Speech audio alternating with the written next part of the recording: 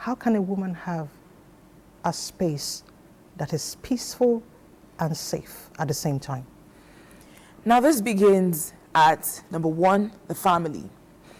We can never remove the family from the center of the discussion, because at the heart of every nation, the family is the core of every nation. When the family is stable, then we end up having, when the family is stable, we have lesser crime rates, we have more productivity when people learn what they're supposed to learn at home.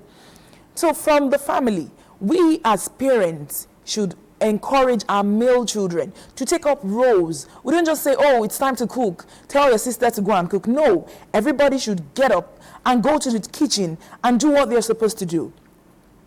Number two, the men should make a support.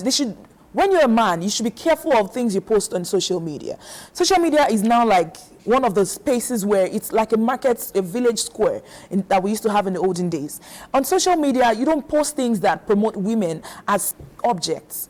On social media, when you see a campaign against gender stereotyping, you promote it, share it, let people know what you stand for. When you see somebody treating a woman and saying, oh, this is, even from a little girl, when a little girl, you're asking your little girl, don't tell her, would you like to be a nurse? Start by asking her, do you want to be an astronaut? Or do you want to be a surgeon?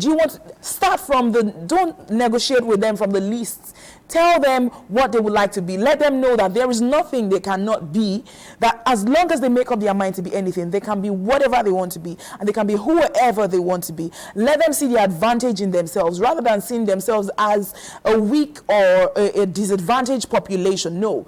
Change that mindset. Speak to every child, every girl you come in contact. Let them know that you are for them, and let them know that you are with them no matter what challenge they face.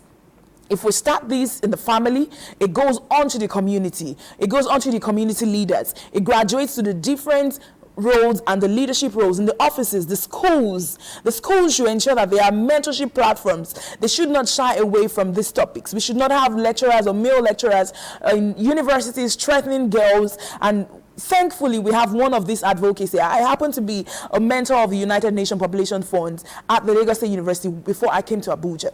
And we have this mentorship platform fully supported with the partnership of the state government to ensure that students had mentors. The students came out, they shared their stories. They talked about, at some point, we even got lecturers, people who were assaulting students. Because we had this committee funded, they were apprehended, they were expelled from the university, they were relieved of their duties instantly. And we discovered a reduction in these situations. So when we have voices, when we have constitutions, we have communities, or we have people that speak against sexual gender-based violence as well as gender stereotyping, we are assured to have a community that supports it, that stands for it, right from the male bike rider up to the male highest leader. Everyone is an advocate against gender stereotyping.